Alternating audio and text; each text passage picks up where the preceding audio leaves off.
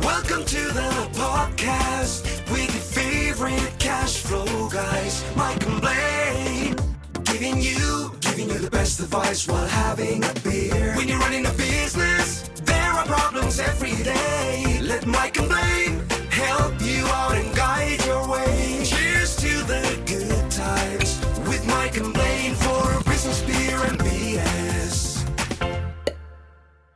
Hey, it's episode 169. I'm Mike Byland. That is Blaine Birch. You're listening to Mike and Blaine. He is Blaine Birch, the man that runs Dry Run, the best cash flow forecasting software on the planet. I'm Mike Byland. I'm also known as Cash Flow Mike.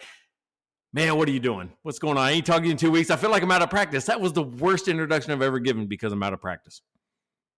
I liked it. It was a lot about me, so that was good. But no, I feel like the total rookie again. What I was saying beforehand, I'm like, man, how do we do this again? 2 weeks. That's all it was. We missed 1 week, but it's basically been 2 weeks since we had a live episode here.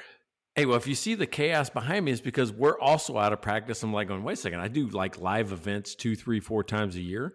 And I have to refigure out how to set up all the camera stuff. Like the day before, I'm like going, how does that connect? How do we do that? What is it going to look like on Zoom? What does it sound like? It seemed like I'm in never-ending rehearsals just to figure it out. And it's like I don't know what I'm doing every single time.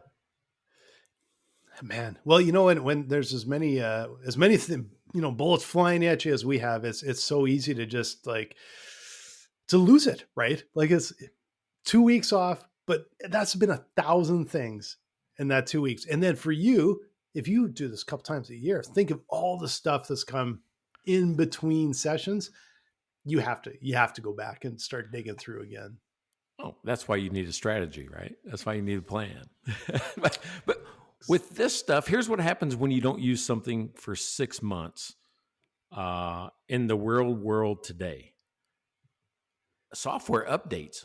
And the reason why it won't connect, the reason why it won't talk, the reason why it won't do this, like going, oh, well, you have the wrong driver, you have the wrong thing, you have the wrong, and all of a sudden you have to update everything because you haven't used it in 6 months. Yeah, I had that experience this week with our e-bikes. I remember last winter spending I felt like a week trying to figure out why I couldn't get the clock on our bikes to sync up again. It would go to 5 o'clock and it would stay, and it wouldn't remember anything after that. And I know I fixed it last year and I couldn't remember for the life of me what I did. Finally tracked it down again. All I had to do is connect the app on my phone, which is the last thing I would have thought of. So I literally put a note down on my phone. So next year, if I do a search and go how do I fix this? At least I have a note, connect the stupid phone. Cause I would never think of that. Right. You just hit one of my hot points, right? We have an oven. And I'm that type of guy that actually goes around and makes sure all the clocks are kind of synced up because I don't want one of them to be like 12:34, 12:33. It's just like weird like that. There's this one clock. It's on the oven. And the oven connects to the internet, right? Because that way, but the only reason it connects to the internet is so they can do support calls online. Yeah. But it has a clock. I'm like going, if you're connected to the internet, your clock should never be wrong, ever. Should never be wrong. The second. Yeah, exactly. It's not. It's slow. It loses I'm going to say 15 seconds a day or something like that because it's like within a month, it's like 5 minutes behind. Yeah, it makes no sense. It makes no sense. I don't think I've ever clicked mine to the internet because I'm afraid that's someone will overcook our turkey or something. I'll get a hacker in. Hey, it's gremlins, man. Gremlins love messing with your turkeys. Yeah, suddenly it's 500 degrees. I'm saying a turkey. I've actually never made a turkey in my life. I've made turkey breast and turkey. I've never made a whole turkey in my life. How Heather and I can eat an entire turkey? It's not going to happen. Yeah. See, this is what happens. We have a whole podcast and we don't even get started. This is usually what we do before we start the podcast. We just talk about all the random bullshit happening in our lives, but. So let's talk about the podcast. We got, because I'm still wanting to drink. This is about business, beer, and BS, and all we've done is BS so far. That's pretty common. That's usually how it starts in one way or another. But I always forget at the start. I always wait till the end when I don't know. Does anyone sit all the way through to the bitter end? Make sure you subscribe, you like, you follow, so you don't miss an episode because we rarely miss a week. All year. Last week was Thanksgiving. That's a little bit different, but we rarely miss an episode. So make sure you tune in. We got it live. We got it on YouTube, all the popular podcasting networks as well.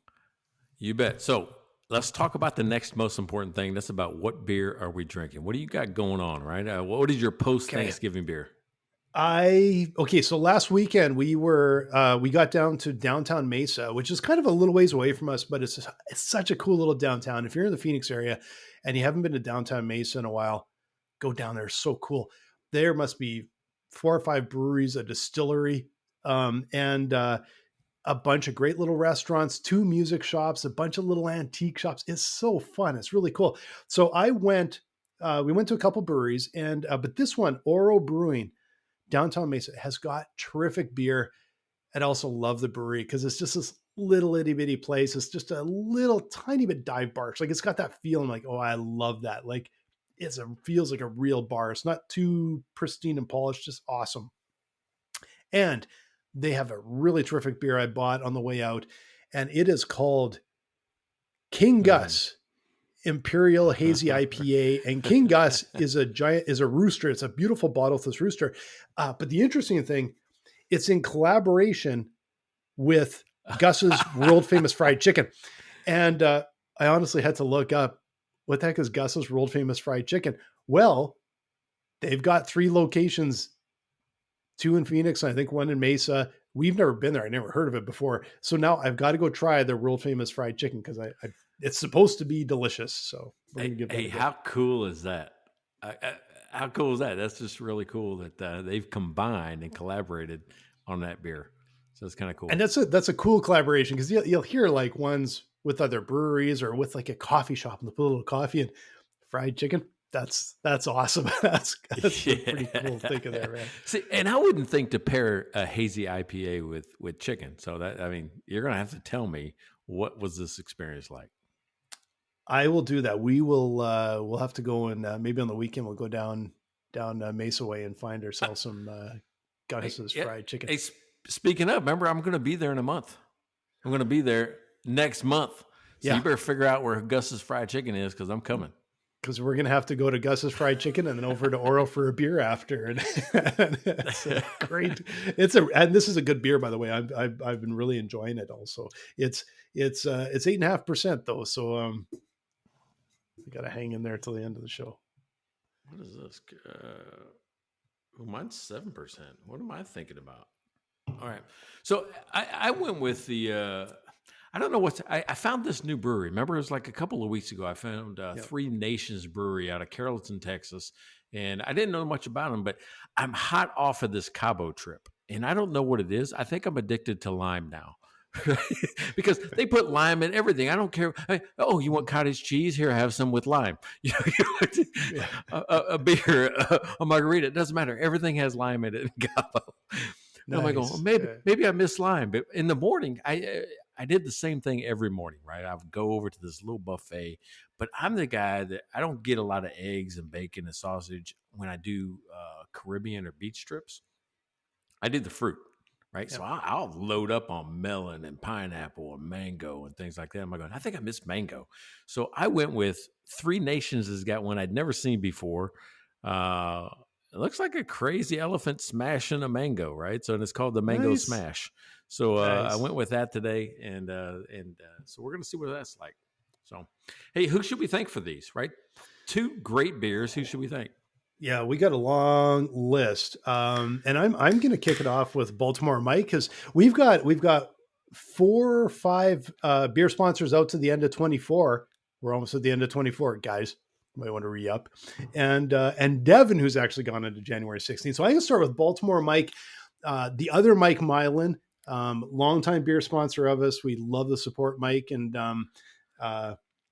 we're always appreciate the beer. And just a little side note, it's almost the end of 24.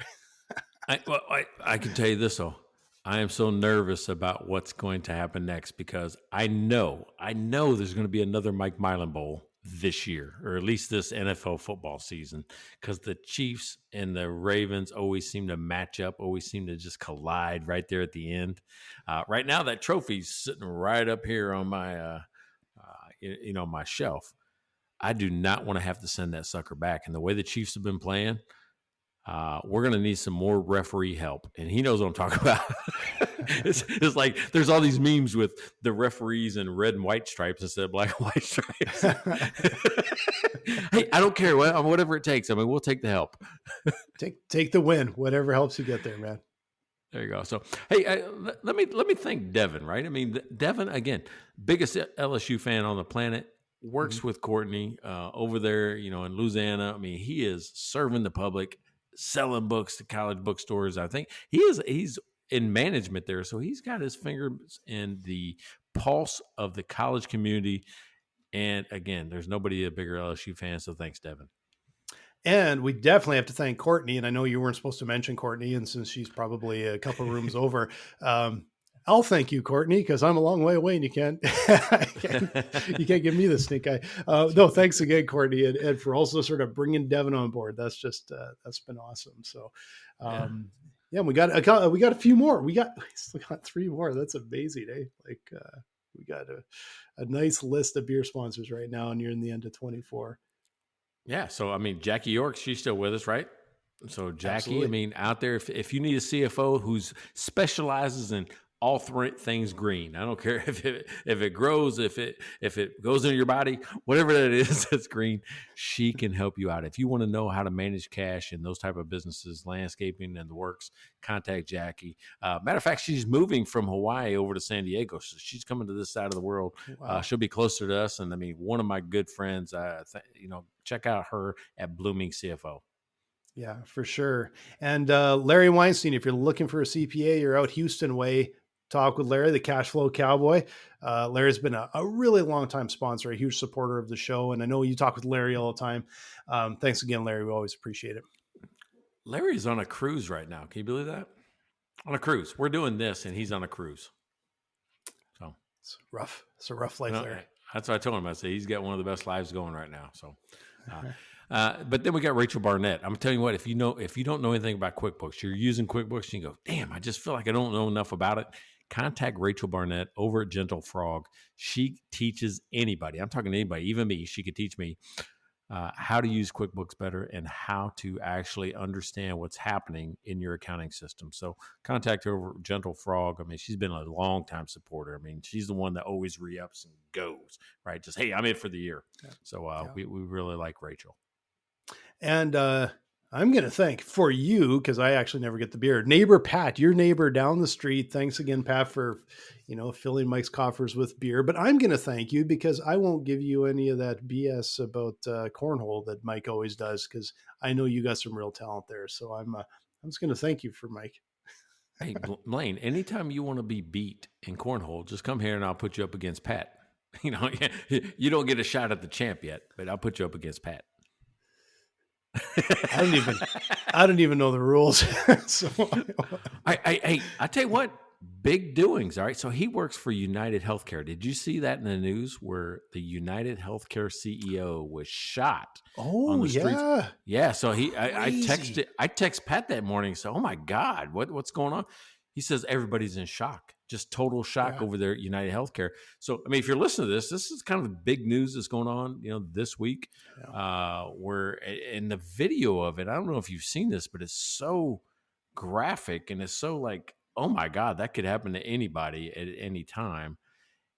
There's a reason why we all have a social contract about safety, so we can feel safe just about walking anywhere in the country. That was disturbing to me. It really was. Yeah, that was amazing. Yeah. Oh, wow. That's pretty sobering news, actually, when you see that. So, which is not usually the tone of Mike and Blaine. No, not at all. So we won't stick too long on that. But yeah, that's a dark story. So yeah. So let me start off by this. We're going to talk about strategy today, and it has nothing to do with what I just said. I'm just bringing that up because that's current event, and I know that's something that he is dealing with in his job and the things that go around when you work for a company. Yeah. But strategy is what I've been focused on all semester over at Trendy, right? The whole time, just like a strategy. And I mean, building a plan, thinking about contingencies.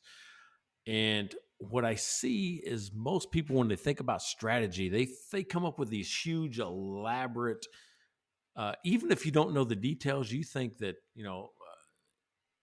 there's a conspiracy against the world, right? And all these people are in on it, but you. I mean, I don't know that there's anybody really that has that great a strategic mind, but I think there's some pieces you can put in place that are simpler, even in your own business, to get you ahead. And I think, the best quote I can give you right now is that I wanted to talk about was, I think it's by Patton, General George S. Patton. And it was, planning is everything, but the plan is nothing. Right. Mm-hmm. And I say that a lot. So I kind of wanted to kind of dig in on keeping a plan simple and not overthinking it, because you have to execute. And the first time it hits the public, your customer, the enemy, it's going to fall apart and you got to make adjustments. So keep it flexible enough like that. So what do you think? I just like Mike Tyson's famous quote of "Everyone's got a plan until you get punched in the face." that's for about right. Yeah, but think about that. You think about the person that goes into the ring with Mike Tyson. Then you had a strategy. Am I going? Oh, well, he's got this one move. He's got this. I'm like, all I got to do is avoid that move, because it's like, I think he used to do it in the video game. Did you ever play Mike Tyson's Punch Out? Yeah, but it always looked like he's hitting straight up.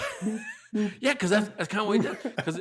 But he would come like hop at you, bop, bop, bop, and then duck. He was like, he would duck, and then boom, and he would come up at you like that. And I'm like going, I didn't know what that was. I heard somebody call it the peekaboo movement that he does, peekaboo technique. I'm like, holy shit, that's the perfect name for it. Have you been doing that all along since the 80s or 90s? Has that been the name? I didn't know what it was. I don't know if you saw that fight, him and Jake Paul. I saw a couple highlights. The only highlights I saw are the ones that the conspiracy theorists think that he threw the fight. And when I saw the highlights, I'm like, yeah, he definitely threw it. I didn't believe it till I saw the video and went, yeah, no, he had the guy wide open and actually bailed on the punch. And you're like, oh my God, like that several times, not just once, several times. Yeah, several times. It was, old Mike Tyson would have been celebrating already. He would have been out of the ring. Exactly. That was the strategy he had to make about $20 million, I think. So, yeah, that's right. But think about it. If we're going to stick there, everybody that got in the ring with Mike Tyson had some strategy. You'd watched enough film. You'd seen him train. You'd kind of seen, okay, well, how did other people get hits in on him, or last more than 17 seconds? There was a strategy. So let's talk about that, because I don't care if you're fighting Mike Tyson or you're launching a new product, there has to be some thought behind what happens next. Yeah, what comes to mind, and it's along the thread that you sort of brought up, was how important a simple strategy is. The tactics can be pretty comprehensive, but a simple, clear strategy, because it's exactly that. If you walked in with 1,000 things floating around your head, you get punched in the face, you're out. But if you have a really simple, clear strategy, it's a lot easier after the fists start flying to be able to adapt, I think. So I think it's really a strategy comes down to, it has to have focus, simple and clear. Really convoluted strategy, I don't know. Is that a strategy if it's a big convoluted connected pile of stuff? Well, I think people get lost in details, right? So that's the thing. So especially if you're not just a one-man show and you have a team, and I don't care if your team is 2 other people or 5 other people, if you can't get them to understand every step along the way and how they connect and how they support the end goal, they're not going to do it. Something's going to miss, because all of us need to have a purpose in that strategy. Why am I doing this? I mean, how many times have you heard somebody do that, maybe even your own team? Why are we doing that? Why do we have to do this? If you hear that, you don't have a clear enough strategy. You don't have a clear enough purpose for why you're doing the things you are, because your people are questioning it. Yeah, as simple and consistent is important. Like if you're thinking, like, I don't know if this would be the exact strategy, but if you're fighting Mike Tyson, is it like, my strategy is to survive the first few rounds and tire him out? Or maybe you're Mike Tyson's like, my strategy is to take him out in the first round. Like 2 completely different strategies, but it's simple and it's focused, and all of the tactics and everything are wrapped around this strategy that you're employing, right? All right, so let me push on that. What you said to me was not a strategy; it was a goal. My goal is to take him out in the first round. The way I'm going to do that is the strategy. I'm going to attack him immediately from the corner. As soon as our gloves touch and as soon as we do whatever it is, I'm attacking him. And I know that if I go in hard and I get in close, I can knock him down. Right. So I think they're different. I mean, did you hear him the same? I think we're getting into semantics here, but at what part is it tactical on how you wear him out? What part is it tactical on what you employ to attack early, like attack quick and keep the pressure up? So that's the thing is like, no, the goal is to win the fight. The strategy of how you're going to do it is to tire him out so that because you believe that as you tire him out, he'll become less effective. You open up, blah, blah, blah. Yeah. Right? And then it's the tactics on how you do it. The tactics are, I see that every time he moves to the left, he exposes his ribs, and I'm going 2 shots to the ribs. Right. The tactics are the actual actions. The tactics are I'm gonna run in circles and hope he chases me. That's a poor tactic, but it's a tactic, right? I think that was Floyd Mayweather's strategy. Just run and not get hit until he has to hit. It's probably better than I'm going to cover my head and take body shots for the next half an hour and see what happens. Tire him out. All right, so this is where this all started, right? Because I think that's what we do in every episode. Is I'm like going, hey, here's how I come up with this today. So I just ended the semester at Trinity for the strategic planning or strategy and planning course, and it culminated with a group exercise where, as a group, you presented a piece of a strategy for a hypothetical company, right? Mm-hmm. And I really only taught them one technique because if you think about it, meaning one critical thinking technique about strategy. And it was swim lanes. It was about creating swim lanes for the 5 major functions of the business, which is HR, sales, marketing, operations, and finance. And how all of those have to play together. So I've been thinking a lot about strategy, this semester because of that. And what I noticed is that everybody had a plan. Hey, our goal is to, like, both of them had the same business, meaning we're going to sell pre-owned shoes. That's all. That's the only guidance I give them. I didn't give it to them. They come up with, I did this whole exercise, and the random exercise came up with pre-owned shoes. Right. I don't know how. It's just something that they all agreed that they liked. Me, okay. I won't wear pre-owned shoes. I was totally going to jump in there. I'm like, have you ever bought pre-owned shoes? Because there's no freaking way I would ever buy pre-owned shoes. Yeah, but dude, like, there's a huge market for pre-owned shoes. I'm talking these things that are I don't know if there's collectors or premium footwear. They call them. It's like I can't get Yeezys. They got all these names. Okay. I don't even know the names. Yeezys, Dunks, Jordans. I don't know all this stuff. I got to tell you, the one time I saw someone try and buy pre-owned shoes, it's a little bit of BS here, but we were in a department store one time, and a guy walked up to the till with some shoes that were obviously not new, and he said, "I want to buy these." Where did you find those? Like, over in the shoe department.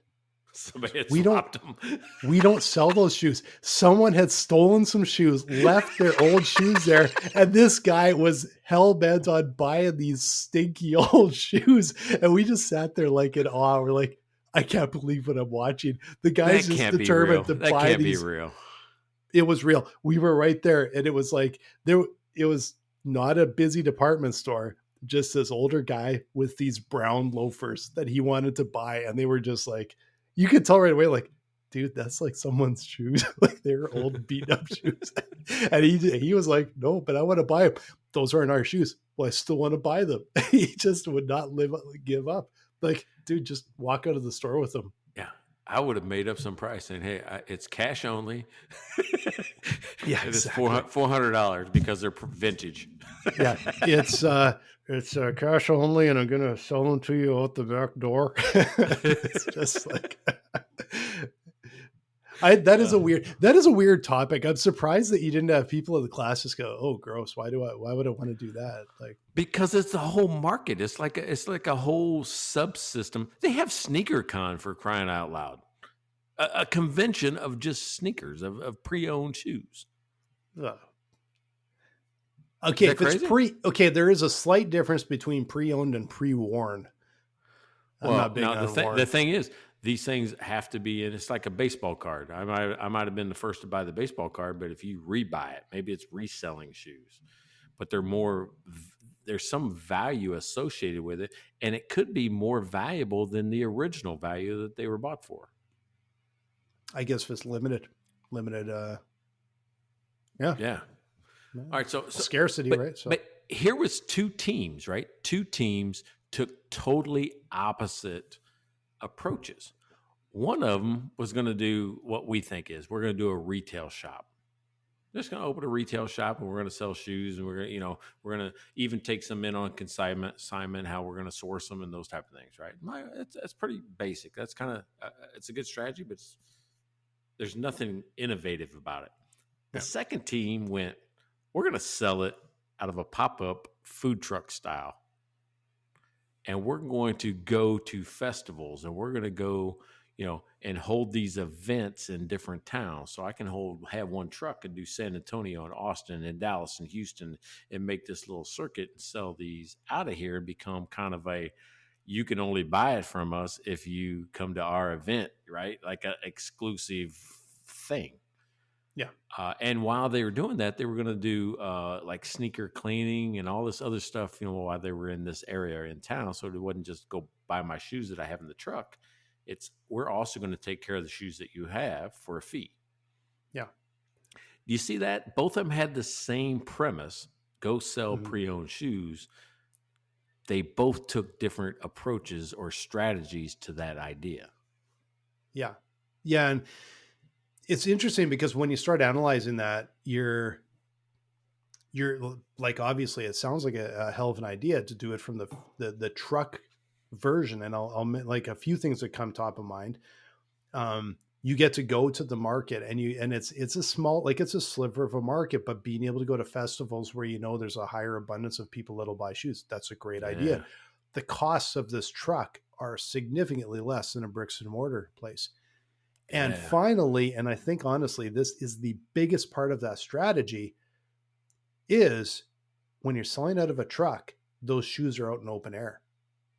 If you walk into a brick and mortar and it's full of old stinky shoes, like how many people just go like, "Oh my God, this is awful." And you turn around and walk out. Like you're like, "Oh, Ray, no, thank you." No, they're totally clean, deodorized. They're not going to stink. Right? And most of them probably haven't been worn. They're just pre-owned.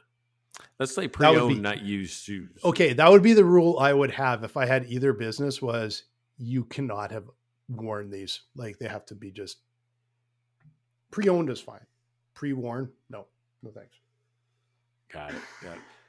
All right, so but I was just so impressed. So then the next part of the exercise was, I'm going to throw in scenarios, because I just heard what your plan was, that disrupt the plan, because that's life, right? Yeah. So the people that did the retail store, they say, hey, your lease collapsed, right? Your lease collapsed because you couldn't get it done for what you wanted to do, and they wouldn't pitch in on the leasehold improvement. Oh, and by the way, 2 blocks away, Foot Locker moved in. Right. It just like that was another scenario. And then they had a scenario whereas, but at the same time, Wemby, I forget his name. The big San Antonio Spurs star here. He wants to partner with you, but you have to become a boutique, high-end premium foot store, and you have to carry an exclusive from him, that he's going to be doing with Nike. Right. So it's now there's an opportunity. It isn't just bad things. There's also opportunities now I have to adjust to. So there's risk to the plan and there's opportunities to the plan. Right. So that's the people that were going to do the retail spot, and how they came up with it. They moved to a different location. They had one picked here in San Antonio, and they moved to a different location. They chose to actually partner with the person, even though it was a higher cost, they thought that overall it was going to be a better long-term strategy to have an influencer and that name attached to their brand as a startup than not.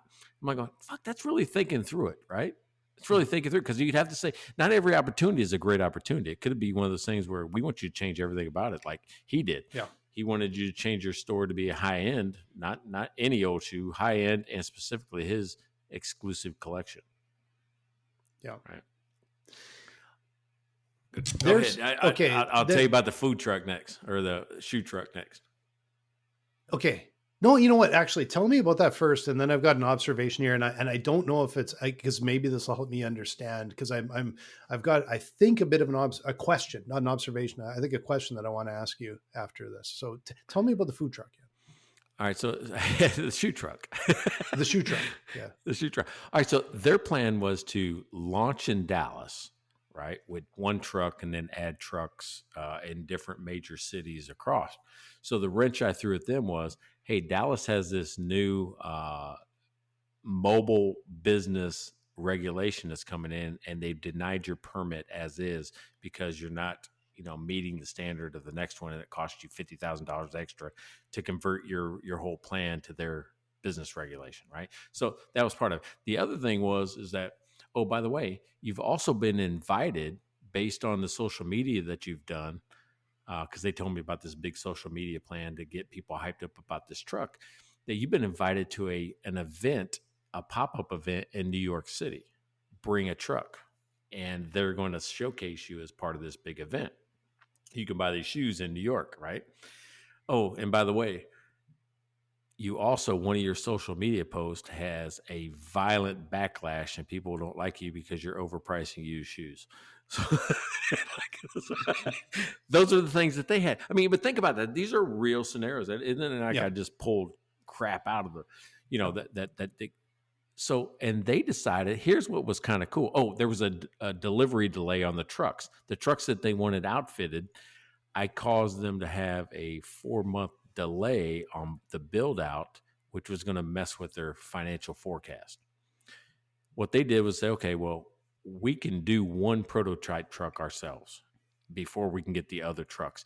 Then we can still go to New York, but instead of the lost revenue from the other trucks, we're going to take the one truck that we build and do a tour up to New York. So we're going to stop at all these cities and sell along the way. And instead of, getting a truck that's delivered to New York and just staffing it there, we're actually going to generate revenue all the way to New York with the one truck. Yeah. Oh my God. The ingenuity almost made me cry, of just them thinking through a problem and coming up with solutions. I don't know if it would work or not, but the very fact that's what this is. What's the strategy? How do we fix this? How do we move past a problem? So what's your observation? And okay. So my question is, what is in a very, very short brief, I'm curious basically, because I have a premise here, but what the pitch was for the two, what kind of, in paraphrasing that you can recall, what was the pitch for the bricks and mortar? They were going to be the exclusive provider of the Wembley collection or whatever. I forget what the guy's name is, but they had they created videos, they created ads, they had a sticker campaign that was going out about the grand opening. Their whole thing was they were going to attach to being associated with the San Antonio Spurs, and specifically this Rookie of the Year candidate, Wemby. He's like 7'5" or 7'10" or something. The guy's huge. And their whole thing was wrapped around taking his influence and converting it into a brand under their own name. Though it was going to be San Antonio Foot Exchange, which, by the way, I looked at it and I said, safe? You guys are going to be safe? They go, oh, we didn't think about it that way. I'm like, oh, right. So I started calling them safe, but just for short, because it was safe and flip kits. But yeah. Mm-hmm. So their whole thing was boutique. They were going to be a boutique, and it was a split retail presence, which I thought was unique. Even though some people do it, like Foot Locker does it in some places where they have kids Foot Locker on one side, like through a door, and then the regular Foot Locker. they were going to do kind of mainstream stuff, but then have a boutique portion of not half, like maybe 40% of the shop was just his high end and Wembley collection stuff. Wemby. So the Wembley collection one, like when they came in, they had that idea and that deal, right? Like literally, well, I guess it's fake, so you can kind of make a deal. Yeah, they had to make it. They had to adjust their pen. They didn't have that. I told them that was an opportunity. That's an opportunity you gave them. Before then, they came in with a pitch, like their first pitch to you. Before then, because that is a totally different thing that was presented to them, and it's like, okay, that's an opportunity that was presented, a fictional one, but an opportunity. What was their original pitch that they came into? They were going to partner with, just be a vendor, right? They were going to use Nike, Adidas, and all that. They were going to try to get contracts with them to be just a reseller of new shoes with this pre-owned collection section. Right. Hey, you can get new shoes here, but hey, if you're interested in the high dollar premium footwear, we've got it in the back, or we got it on this other corner, just like a pop-up shop. And, you'll see it where it's like going, hey, if you go to Macy's, there's all these little things of, hey, here's the Lulu section. Here's the Nike section. Here's the, Adidas section. They were going to do the same thing, but with their premium pre-owned footwear. Okay. Before I dive into that, what was the earliest, the very first pitch? Why did they want to do the truck? So the other company did the truck. Yeah, the other company. Right. I don't know. Outside of the fact, here's the only thing I can think of is that these two teams were competing, and I think they were trying to stand out and be innovative, because part of the whole course was how do I innovate an old idea with new thinking, right? With something new. So that's part of the strategy lesson I was trying to teach, is taking something that's original and adding a layer of something new over the top. And I'd never heard of that before. If I've ever seen a mobile shoe truck, like, I've never seen it before, ever. But think about if you already had that in place, what you could do with governments. You could also go out and source other low-cost shoes and be a mobile provider of shoes. I think there's a whole bunch of other things you could do if you had the infrastructure already in place. Yeah. Okay. Well, I was curious about it just because the thing that popped into my mind while you were telling me, and I'm like, that shoe truck idea sounds like a really good idea. And the thing that struck me was, besides the fact it's like, okay, this is a low cost way to get up and running, I can go where the opportunity is. Mm-hmm. And to me, the thing that sort of popped up was, I can go to festivals. I can go here. I can go where the people are, the customers are. And it feels to me a little bit like they were thinking customer first. I may be completely wrong with this, but it feels like they're thinking customer first. How do I get to customers? The other one feels a little bit like it came a bit, and it's a little bit of a spectrum here. Like, I'm not talking this is black and white, just a little bit leaned a bit more towards almost an internal justification where it's, if we build it, they'll come mentality a little bit. It's like, well, we'll do this. We'll get deals with Nike. We'll do this and that. Yeah, but are people going to come? Is there a reason they will come to you over any big place that sell any of the big department stores or any of the sports stores or anything, right? What's interesting is that both of them knew that location was important, because the one that had the brick and mortar store, they wanted to put it at the Rim, and the Rim is kind of our it's La Cantera. It's the higher end shopping. It's where most people go to buy things, right? It's you go there for shopping, right? Yeah. Then I told them the lease broke down there. Their second choice was another shopping area. Right. So, I mean, they knew that, the old saying, location was important. It is important, but it's also, I'm curious, because this is almost the first thing they should be doing is back a napkin. How many shoes do you have to sell with those margins to get into a very high end place with rent that is really expensive. So that, Yeah. again, like this is just, because it's kind of like, we got to sell a pair of shoes every 34 seconds. Like, okay, All you're right. not So going to. in the beginning of this exercise, I gave them both $1 million. What would you do with $1 million? And I want to know what to expect at the end of 12 months. Think about it. That's a real life problem. What is this thing going to look like? If I give you $1 million today, what does it look like in 12 months? And one person went, build a brand that we can expand, brick and mortar, or go guerrilla with the shoe truck idea, right? But both of them are location, location, location. I thought that the shoe truck was like going, damn, that's really interesting. I don't know the logistically how it would work yet, but it's a cool idea. Yeah. Get the truck running for $100,000, drop 900 into Bitcoin and hang on and see what happens. Hey, I mean, think about this truck idea. I don't care if it's shoes. I don't care if it's tacos. I don't care if it's fiddle hoppers. Doesn't matter which one. You try to sell the truck. I see you. Yeah. Nice. That was good. That was a good one, right? I mean, I didn't force good. that one at all. That was good. No, not at all. That's good. If nobody knows why we're laughing, it's because I just got the secret word in a nice, easy way. Yeah, I'll get credit. That's better than it's been in a few months, actually. That's a good one. Yeah, we've been forcing it quite a bit. But to me, I was like a proud papa, right? Because I'm like going, this whole thing started like 6-7 weeks ago with just hey, what do you guys like? Right? They didn't even know what was going to happen next. I just asked the question, what do you guys like? And I just wrote it down on the board as a class. And there was like 10 or 15 things. And I said, well, how many people like this? Or how many people like that? And then it would be, I just kept narrowing it down, right? If we only had one choice, one person liked pizza and two people like pre-owned shoes, well, pizza got off the list and then we're on pre-owned shoes. And that's how we ended up. So now I got one topic. Okay, well, we're going to go sell pre-owned shoes. Mm-hmm. And then I chose 2 teams at random.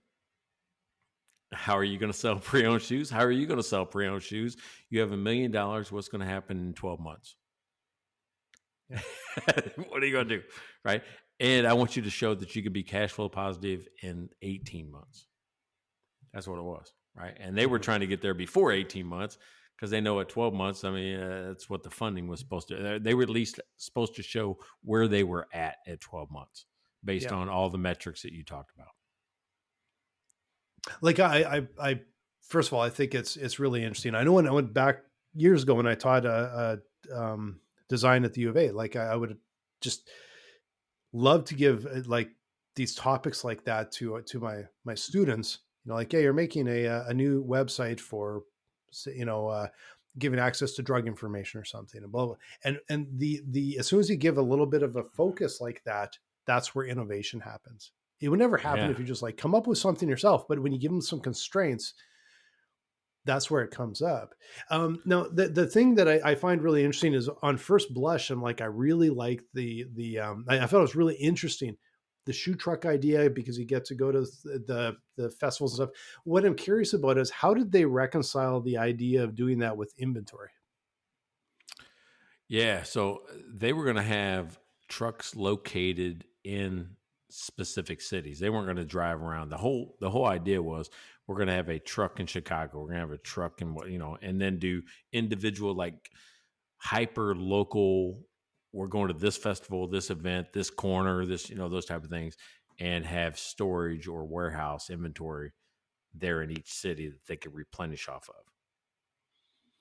Right. So you can only buy at that point. Yeah. How do you get the? Oh, though they wireframed out an app. Sorry, they wireframed out an app that allowed for even pre-orders that they could bring to the event. Yeah, because that was the question I had, and it feels like the truck actually has to be almost an online business. Strangely, because you couldn't have enough inventory. You could also have some. Yeah, well, you could have not enough, but maybe you could pull a U-Haul trailer behind the truck and just source out of that, for some things I think you can get creative and say, this is we'll just say it's the Chicago Bulls. This is a Air Jordan original black and red event, and that's all you bring, right? It's just black and red Jordans of all sizes.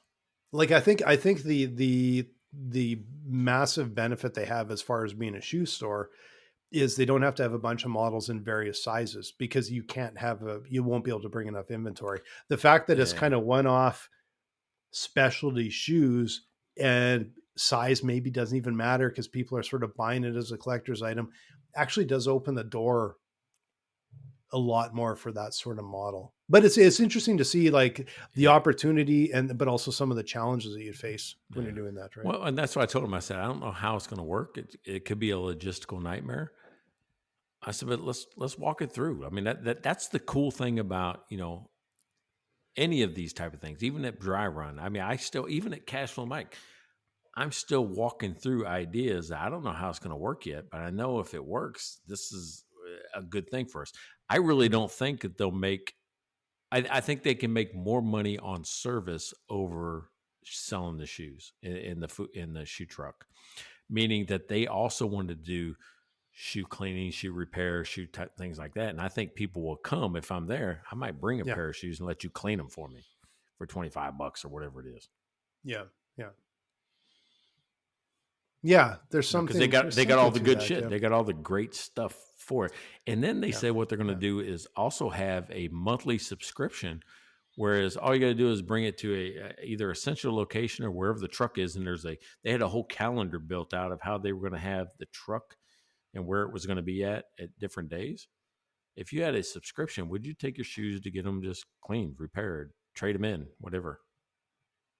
Would you do that? Yeah, me no. Like, I mean, I wouldn't either because I'm not into that group. But yeah, I can't think of the last time I cleaned my shoes. But then I look at my shoes and they all look pretty clean. So I'm like, I just don't think I walk through dirt very often. Because you always ride a bike. Always ride a bike. Yeah. Exactly. Up and above. Yeah, always above the dirt. So anyway, the exercise was about not overthinking. When I looked at it, I broke it down into 3 parts, which was, here's what I planned, here's some dumb shit that happened, and here's how we adjusted. Yeah. That's keeping it simple, right? It's the KISS method. I mean, some people call it keep it simple, stupid. And I always think, oh, that's pretty negative. So I say, keep it super simple, right? It's still KISS. We can still do it, but I think you overthink things. I mean, just like right now, even you and I talking about it, we can come up with 100 different problems, but we're doing it in an hour. Yeah. Right. We're still keeping it simple. We're not trying to overcomplicate it with flowcharts and logistics and, massive spreadsheets of what happens when, because all of that stuff goes out the window as soon as you hit the ground. As soon as you try to do the first thing. You have to it's coming up with a strategy that's simple, straightforward, it makes sense, customer very focused, very in mind. And then it's launch and learn. And you refine those tactics. And you have to be very open to change, to pivot, to moving, to adjusting, to opportunity. Because I can't even think offhand, probably just off the top of my head, of a business that I know started in one place and just stuck with it and did nothing else. Like there was no fairly significant changes in their market and their product and their service and their location and something, right? I think you've heard me talk about it before. I say, I feel like every time I start a business, it's like there's a glass wall in front of me. I can see where I want to go, but there's something holding me back. Mm-hmm. And that's my message or my product or the market. So I look at it as, I'm just going to tap on this wall with every place I tap that's different is just a different idea that I'm trying to get through this wall. And once you find a crack, like going, oh my God, people like that, just like you did with Dry Run, and like going, hey, I think we're better upstream. I think we're better for mid-market or larger companies. Once you find that, then you tap harder, and that's your sales scene. That's the first thing that you start to exploit as soon as you find that little bit of leak in the wall, and then you start to exploit it. You've done something right when you're really frustrated with yourself because of the head slappers. Oh my God, that makes so much sense now in the clarity of day. It's like, now I get it. Now I know why they're doing that. that's when you know you're making some real headway. When you're trying to justify everything, it's like the market dictates, they decide, right? It's trying to, they always call it product market fit. It's, you only have so much, like you don't have a lot of control over that. You can control what you do and your strategy and your tactics and that, but it's finding the market fit, that the market fit and the economics that make it work, right? And that's the challenge. You know what we call it right here on Mike and Blaine? Sticking to your knitting. Oh, okay, that was a little wedged in. Come on. We have two secret words now. I had a better way to work that in earlier, but I thought you'd jump all over me because it wasn't quite as slick as your fiddle hopper. But there's a lot to be learned from businesses, and I think one of the ways that they can understand how strategy and tactics actually work is through Cashflow Mike. Hey, I appreciate it. And I'll tell you what, if you're looking for an opportunity to actually understand your business and look at it through the eyes of the financials, contact me over at Cashflow Mike. Contact me. Just go look at I tell you this. Just go to the website and pick up the free ebook. It's one thing. It's one strategy on looking at financial statements, all of them. I'm talking about the income statement, the balance sheet, and the cash flow statement in 7 minutes or less. And because Jeff's sitting over here listening to me, he's my marketing guy. Go follow me on Facebook. Go follow me on Instagram, because I'm giving out just all kinds of free, valuable things, advice, tools, stories that you can use on a daily basis that you can take and actually implement. I mean, I'm all about bite-sized consumable chunks of information that are actionable, things that I can do today. So contact me, follow me on Instagram, Cashflow Mike on Facebook, and come on, let's put some money in your pocket. And the thing that I like, the reason I bring this up, besides this is, your week to promote your business, is all of the things we've talked about. It's amazing how little finances come into it, but every single thing in those strategies and tactics has to be vetted through a financial lens. It has to be acid tested through a financial lens, because if not, that's where the wishful thinking comes in. And that's when you said like the bricks and mortar in this really high end place. I'm like, yeah, that sounds amazing. The build on that store is probably $1 million, and the rent could be 10 grand a month. And you have staff and like, man, you got to push through how much a month and to break even. Then there's the truck, and the truck has much lower costs, but it doesn't have this high-end traffic that's willing to pay top dollar for these high-end items. So it all has to be looked at in a very realistic financial way before it makes any sense. In my new book, I call it the economic echo. Every action you take has some type of impact financially, to you, whether good or bad. So I agree with you. I mean, all of these strategies have some type of financial impact. And that's why I like to talk about strategies, because we don't always talk about the dollars until we write the check, but we always talk about what we're going to do next. We always talk about how we're going to do it. Yeah. Well, all of that affects the cost of it and the revenue of it. Yeah, exactly. And those numbers just have to line up, because there's no magic way. It has to be your revenue has to be higher than your costs. That's just step one, right? All right. Hey, 169. Can you believe this? We're at 170. You love those round numbers, man. You love those. Got a round number coming up. We're going to make a round, maybe a couple round numbers before we get to the little Christmas break. And I don't even know what the days land on this year. Maybe we'll actually be able to sneak next week, the 12th, the 19th, 26th, 2nd. I don't know. We might be able to, we have to move a couple things around, but we might be able to keep going here. Yeah. Hey, guess what? January 1st starts season 5. Yes. Yeah, it does. So tune in for the January 2nd or 3rd or whatever, if you want to. I'm good for the 2nd, but let's, it will be kicking off season 5. That's an amazing, and we're getting close to that 200 mark, which is pretty damn cool, man. It's a big deal. I mean, I don't know anybody. I know one group that's done more than 100. It's hard. It's hard to do 100 of these things. That's 170 hours we've done together. Yeah. Although this one doesn't feel hard. This one was easy. Yeah. Once we get the momentum going, it's like, man, it's a usual thing, right? Like it's, that's where we know we got something good cooking here. So make sure that you guys are, again, like, subscribe, follow us. We really do appreciate if you comment and like on a video, if it's on YouTube or like it on, it actually helps us a lot. It doesn't mean you're going to get inundated with stuff. It doesn't actually make a difference to you. But for us, it actually makes a difference. Yeah. And also you can go to mikeandblaine.com. We have like a half a dozen, 7 beer sponsors right now, but most are actually ending at the end of the year. So hopefully they'll re-up.